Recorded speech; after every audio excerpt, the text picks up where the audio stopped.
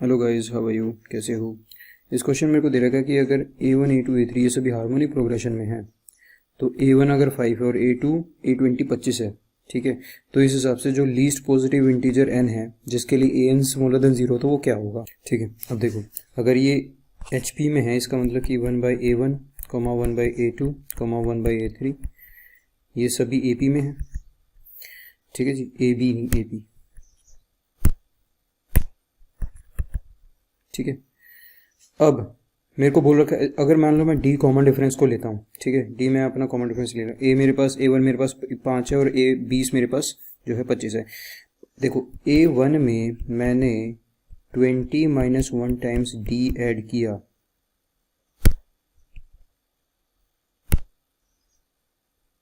तभी तो मेरे पास A20 आ गया ना।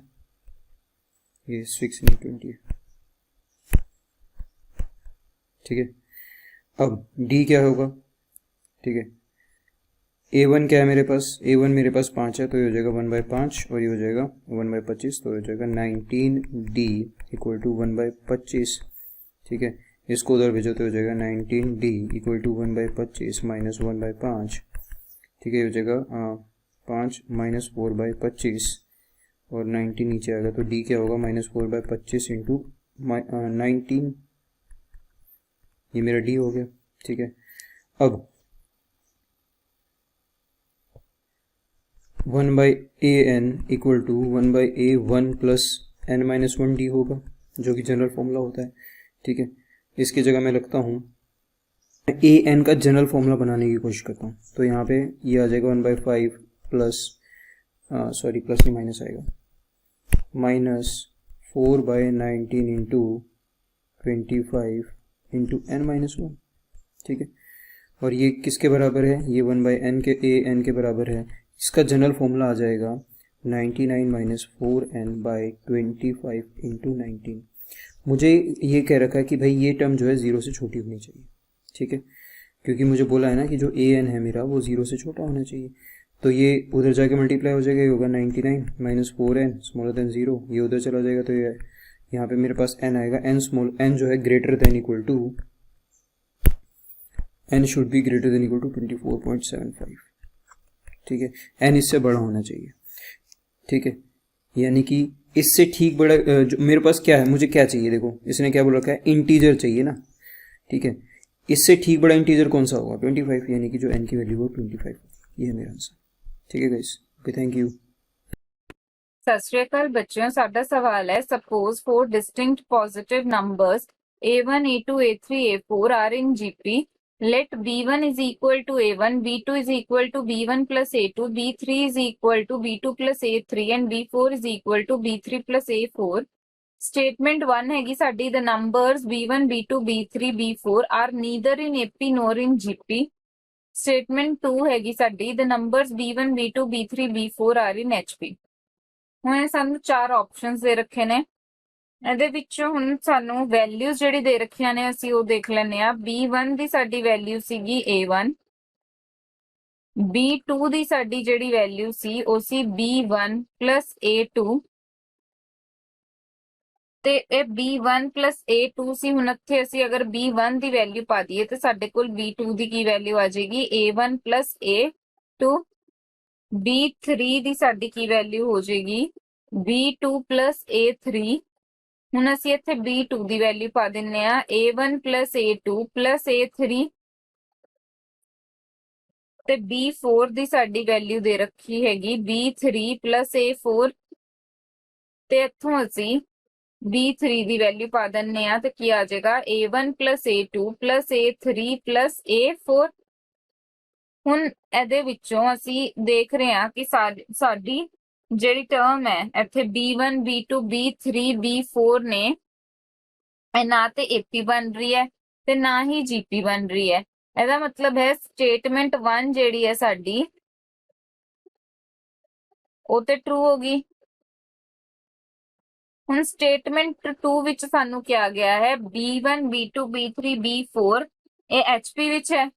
ਪਰ ਹੁਣ ਅਸੀਂ ਅਗਰ ਦੇਖੀਏ ਆਪਣੀ values B1 B2 B3 B4 ਦੀ ਤੇ ਇਹ ਜਿਹੜੀ ਟਰਮਸ ਨੇ ਇਹ HP ਵਿੱਚ ਵੀ ਨਹੀਂ ਹੈ ਤੇ ਇਸ ਕਰਕੇ ਸਾਡੀ ਸਟੇਟਮੈਂਟ 2 ਜਿਹੜੀ ਹੈ ਉਹ ਕੀ ਹੋ ਜਾਏਗੀ, ਫਾਲਸ। ਹੁਣ ਅਸੀਂ ਆਪਣੇ ਆਪਸ਼ਨਸ ਵਿੱਚ ਚੈੱਕ ਕਰਾਂਗੇ। ਸਟੇਟਮੈਂਟ 1 ਜਿਹੜੀ ਹੈ ਸਾਡੀ ਉਹ ਟਰੂ ਹੋਣੀ ਚਾਹੀਦੀ ਹੈ ਤੇ ਸਟੇਟਮੈਂਟ 2 ਫਾਲਸ ਹੋਣੀ ਚਾਹੀਦੀ ਹੈ। Statement 1 is true first option ਤੇ ਸੈਕੰਡ ਆਪਸ਼ਨਸ ਵਿੱਚ ਦੋਨੋਂ ਸਟੇਟਮੈਂਟਸ ਟਰੂ ਨੇ ਤੇ ਥਰਡ ਆਪਸ਼ਨ ਵਿੱਚ ਸਾਡੀ ਸਟੇਟਮੈਂਟ 1 ਟਰੂ ਹੈ ਤੇ ਸਟੇਟਮੈਂਟ 2 ਫਾਲਸ ਹੈ। ਇਹ ਸਾਡਾ ਕਰੈਕਟ ਆਨਸਰ ਹੋਏਗਾ। Thank you. In this question, we are given that cos x minus y, cos x and cos x plus y are in harmonic progression and we have to calculate the value of cos x into sec y by 2. Now since these three terms are in harmonic progression, therefore 1 by cos x minus y, 1 by cos x and 1 by cos x plus y will be in arithmetic progression, and this implies that 2 by cos x will be equals to 1 by cos x minus y plus 1 by cos x plus y. So this will be equals to cos x plus y plus cos x minus y divided by cos x minus y into cos x plus y, and this will be equals to, the numerator term will be 2 cos x cos y using formula cos c plus cos t, and denominator will be cos square of x minus sin square of y.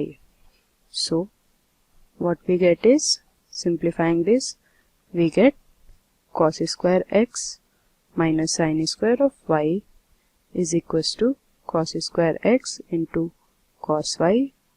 This implies that cos square x into 1 minus cos y is equals to sin square y, and this implies that cos square of x into 1 minus cos y is equals to 2 sin square y by 2.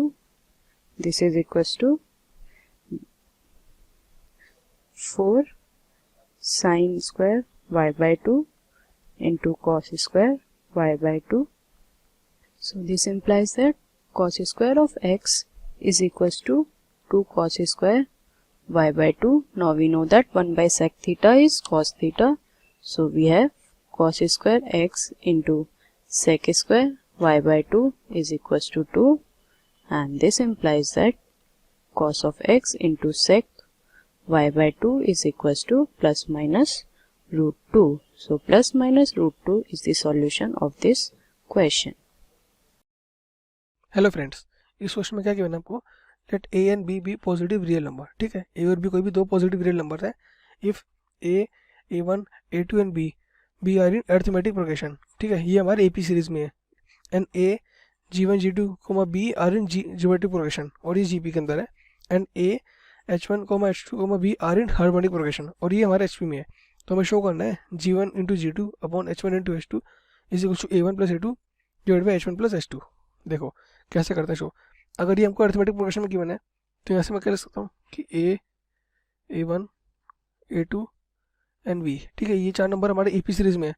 तो यहाँ से हम लिख सकता हूँ कि twice of a1 is equal to a plus a2, क्योंकि जो अरिथमेटिक नंबर का एपी में वो यही होता है। ठीक है, और ऐसी similarly twice of a2 is equal to a1 plus b। अब दोनों को ऐड करोगे, so twice of a1 plus twice of a2 is equal to a plus b plus a1 plus a2। ठीक है, दोनों को ऐड करके ये मिल गया आपको। अब a1 a2 इधर ले जाओ, माइनस होकर इधर क्या मिलेगा a1 प्लस a2, क्योंकि इधर ट्वाइस था, एक बार माइनस करेंगे तो a1 मिलेगा, ऐसी a2 is equal to a plus b। तो ये रिलेशन आ गया हमारा कि a1 plus a2 is equal to a plus b। ठीक है, अब देखो ये अगर ये जीपी में है तो मैं ऐसे लिख सकता हूँ कि अगर ये मेरे नंबर्स यानी a g1 g2 b अगर ये जीपी सीरीज में है तो यहाँ से हम लिख सकते हैं कि g1 इंटू g2 वो किसके इक्वल होगा, ए बी के इक्वल होगा हमारा। ठीक है, अगर ज्योमेट्रिक प्रोग्रेशन में है तो ये रिलेशन होगा, ये 2 हो गया मेरा। और अब अगर ये मेरे एच में है, ये जो चार नंबर है यानी a h1 h2 b, अगर ये हमारे एच सीरीज में है, ठीक है, हार्मोनिक प्रोग्रेशन में है, तो यहाँ से 1/h1 प्लस 1/h2 उसको लिख सकते हैं क्या 1/a प्लस 1/b के इक्वल। ठीक है। यहाँ से अब यहाँ से हो जाएगा h1 plus h2 divide by h1 into h2, उसकी वैल्यू जाएगी a plus b upon a b के इक्वल, ठीक है। अब a प्लस बी की वैल्यू क्या है, a1 प्लस a2, तो वो पुट कर देते हैं h1 plus h2 divide by h1 into h2, ये है a1 प्लस a2 और ए बी की वैल्यू है g1 into g2 from equation 2, ठीक है। ए बी के लिए ये पुट कर दी। अब ये g1 g2 इधर ले जाओ, यानी g1 g2 upon h1 into h2 is equal to हो जाएगा इधर a1 plus a2 divided by h1 plus h2, ठीक है। ये h1 प्लस h2 इधर ले आया और g1 g2 इधर ले गया, तो इसको बस मैंने चेंज कर दिया, ठीक है। तो मेरे को यही प्रूफ करना था रिलेशन फाइनली, और मेरा आ चुका है यहाँ से, हमको यही रिलेशन प्रूफ करना था, ठीक है। Okay, thank you friends. Hello friends, इस क्वेश्चन में हमें दिया गया है x plus y is plus z is equal to 15, और हमें क्या दिया गया है कि अगर हमारे पास a x y z b वो AP में हो, और अगर हमारे पास value of 1 by X 1 by Y plus 1 by Z is 5/3 if ax y z b are in HP, then find the value of a and b। तो इसमें हमें a एंड b की वैल्यू फाइंड आउट करनी है, ठीक है। तो अब जब हम फर्स्ट पार्ट करेंगे तो हमारे पास क्या दिया गया हुआ है, that x plus y plus z is equal to 15, ठीक है।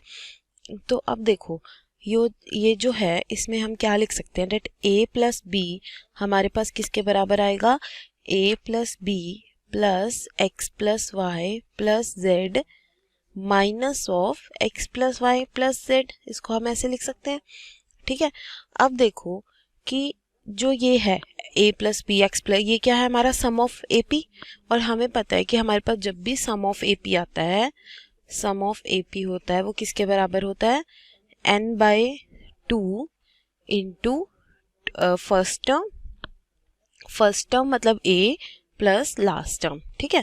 अब यहाँ पे भी हम पुट कर सकते हैं इस चीज़ को, तो ये हमारे पास क्या आ जाएगा, यहाँ पे हमें n क्या कितना है हमारे पास 5/2 इंटू फर्स्ट टर्म क्या है हमारे पास a, ठीक है, और लास्ट टर्म है हमारे पास b प्लस b माइनस, और x plus y plus z की वैल्यू कितनी दे रखी है हमें 15, ठीक है। तो यहाँ से क्या आ जाएगा डेट, अब ये क्या करते हैं जो ये हमारा a प्लस बी है उसको इस साइड ले जाते हैं और 15 को उस साइड ले जाते हैं, तो हमारे पास क्या आ जाएगा 15 is equal to 5/2 a plus b minus 1, तो यहाँ से हमारा क्या आ जाएगा 3/2 a इंटू बी, ठीक है, विच इम्प्लाइज क्या आ जाएगा a plus b is equal to 10। तो यहाँ से हमारे पास a प्लस बी की वैल्यू क्या आ गई 10 आ गई। अब हमें क्या दे रखा है डेट 1 प्लस 1 अपॉन जो हमारे पास a b x, यहाँ पे x y z b are in HP, हमें HP में दे रखे हैं ये सब। तो हमें एक और वैल्यू दे रखी है that 1 plus x plus 1 plus y plus 1 plus z is equal to 5/3 दे रखा है, ठीक है। तो अब देखो जब भी हमारे पास a x y ये सब चीज़ें क्या हो HP में हो, तो उसका जो ऑपोजिट होता है मतलब जो उसका इन्वर्स हो जाता है वो हमारे पास किस में हो जाता है AP में। तो यहाँ से हमारे पास क्या आया that 1/a 1/x 1 plus z 1 plus b are in AP, ठीक है। तो अब क्या करते हैं कि जैसे हम लोगों ने ऊपर वाले सब में क्या था कि 1 प्लस AB जो हमारा किसके बराबर आएगा 1 upon a plus 1 upon x plus 1 upon y plus 1 upon z plus 1 upon b minus of 1/x 1/y 1 plus z के, ठीक है। अब ये क्या है हमारा सम ऑफ AP है, तो इसको कैसे लिख सकते हैं हम 5/2 into first term 1/a plus last term 1/b minus of ये कितना है हमारे पास 5/3। तो यहाँ से हमारे पास क्या आया that 5/3 is equal to 5/2 a 1 upon a plus 1 upon b minus of 1 plus a plus 1 upon b. ठीक है, अब यहाँ से हमारे पास क्या आया, that 3/2 a 3/2 1/a plus 1/b is equal to 5/3 which implies 1/a plus 1/b is equal to हमारे पास क्या आ जाएगा, यहाँ पे हम क्रॉस मल्टीप्लाई कर देंगे तो ये क्या हो जाएगा हमारे पास 10/9। ठीक है, अब यहाँ से हमारे पास क्या आ जाएगा, that a plus b upon a b is equal to 10/9। ठीक है, a प्लस बी हम लोगों ने ऊपर कैलकुलेट किया था, वो किसके बराबर था, 10 के, तो यहाँ पे पुट कर देंगे 10 upon a plus a into b 10 upon 9 which is implies a b is equal to 9। ठीक है, अब यहाँ से हमारे पास क्या आ गया, एक तो हमारे पास आया a plus b is equal to 10 और दूसरा क्या आ गया a b is equal to 9। तो यहाँ से हमारे पास क्या आया, a और b is equal to 1 and 9।